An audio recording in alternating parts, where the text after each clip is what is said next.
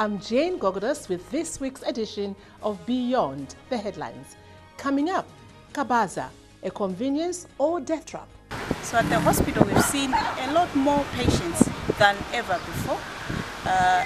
We have also seen patients who have had injuries in more body parts than it was before.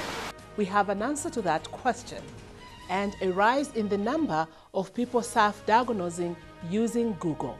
Experts warn self-medication could be harmful. And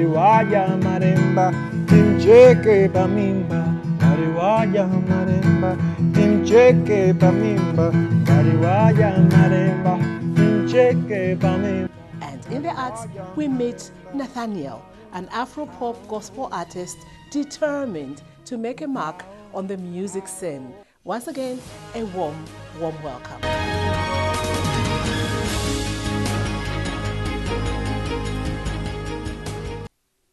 Now, Kabaza has eased transportation. With it, one is able to go places very quickly.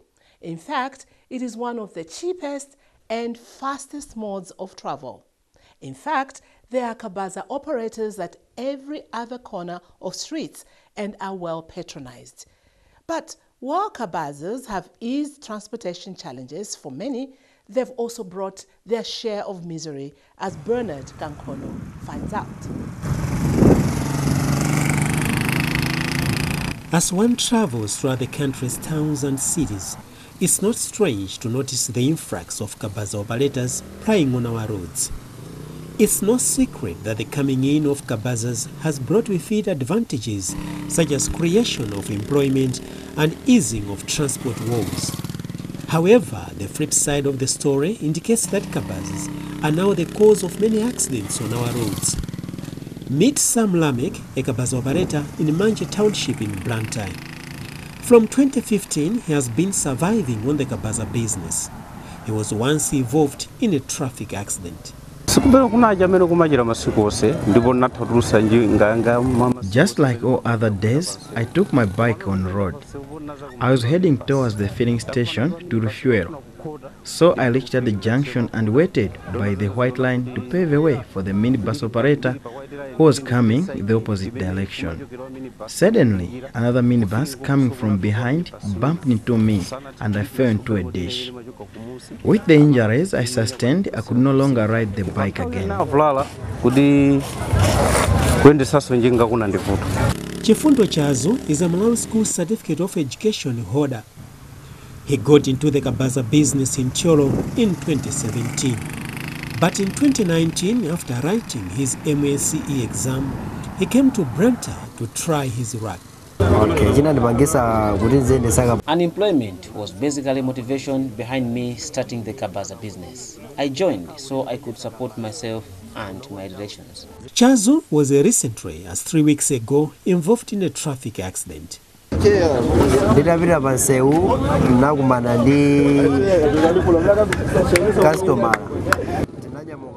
I bumped into a fellow Kabaza operator while with a customer to Manje Township. You know, in Manje, drivers are very careless. They stop anywhere and at any time. So I was following this driver. He stopped abruptly, forcing me to swerve to the right as if to overtake him to avoid colliding into him. At the same, a Kabaza rider was coming from the opposite direction and we ended up bumping into each other. I landed into a ditch and sustained head injuries. My fellow Kabaza operators rushed me to Limbi Clinic where I received medical care and am still on treatment. Because of the impact, I felt numb the whole body, could not see properly and have since developed a nagging headache.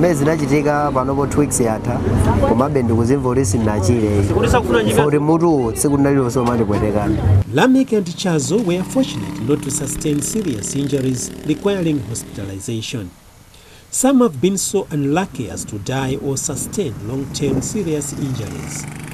In fact, notes Dr. Clara Mpanga Muntali, the casualty ward at Queen Elizabeth Central Hospital is full of victims of Kabaza traffic accidents with various degrees of injuries.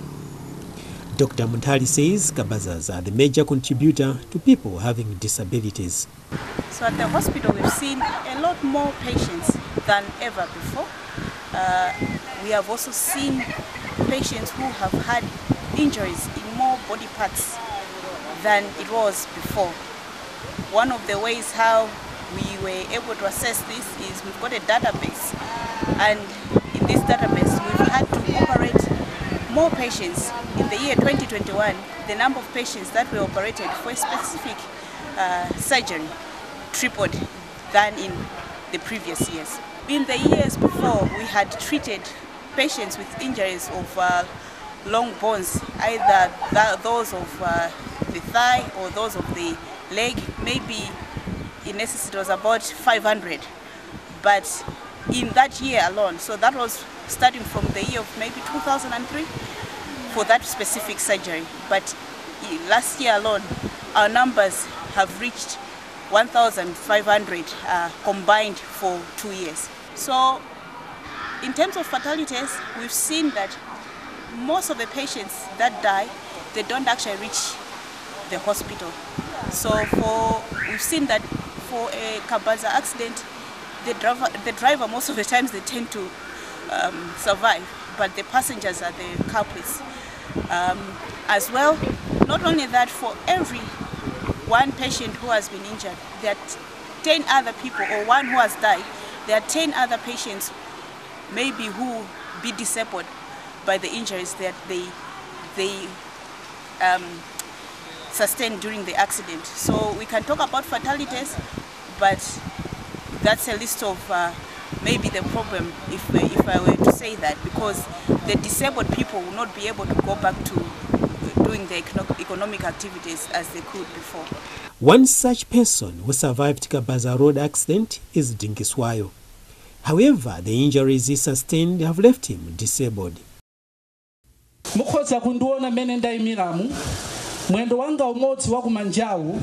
As you can see yourself, this right leg is a bit shorter. I was involved in an accident which resulted in broken tibia and fibula. I had an orthopedic surgery during which the broken bone was reduced by 4 inches. Mafupa ose awili, tibia and fibula, kumwendo wanga wa kumanja. Pamene mukhoza sokuona. Similarly, my left leg suffered serious calf bruises that they had to suture it. Kadumba wanga yeseyu anajeka ananyenyeka. Koma achipatala anakacho sasumbalina ndikumata pamenepa. When an accident happens, there are so many related expenditures. As for me, all the savings I had made went into treatment and rehabilitation. My savings amende matakusunga chifukwa cha ngozi zose ndinapeza kuti ndagwiritsa ntchito.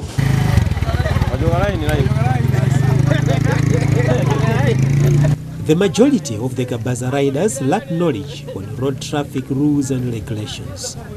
They are not licensed and their motorcycles are not registered with the Directorate of Road Traffic and Safety Services, and worse still, they are uninsured. They operate without due regard to other road users, hence the high number of road accidents. It is saddening to note that there is generally lack of seriousness on both motor riders and their passengers when using the motorcycles as a mode of transport. It is a common sight to witness motorcyclists batching 2 or 3 passengers on one motorbike. These riders do not use any protective wear, and most of the operators have no regard for their own safety, even safety of their passengers and even other road users. The disorder created is simply worrying. So what is it that the Directorate of Road Traffic and Safety Services is doing to bring sanity on the country's roads? Madaliso Gonzalo, Chief Road Traffic Officer for the South, says there is a need to regulate Kabaza market, but to effectively do so, there is a need to review the law and the regulations to match with the changing times. In 1997, when the Road Traffic Act was being made, there were fewer motorcycles, there were fewer vehicles. So many years down the line, 20 plus years down the line, the dynamics in traffic management have changed. We have more motorcycles, we have more vehicles. That's the area where, as a regulator, Road Traffic Directorate and Safety Services, we are using the laws, the regulations that are there, that mandate us, ranging from enforcing on the same. But probably it's up to the people, the public, to say what are the areas that they see that they need probably further coverage in the Road Traffic Act or in the regulations, so much so that the motorcycle rider, the passengers, including all the road users, are safe. The challenges that we have are not only for motorcycle riders. We also have issues with the bicycle riders, because if you talk of Kabaza, we have the motorcycles, we also have the bicycles, but we also have issues to do with the unregistered vehicles plying in our cities or in our intercities, not registered for the conveyance of passengers.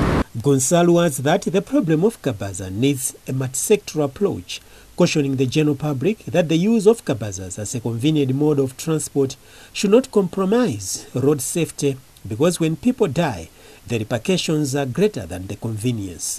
The problem requires a multi-sectoral approach, where probably we are saying that we have challenges on the roads in terms of people want to move fast in our cities, but how best can they move without breaking the laws of the country?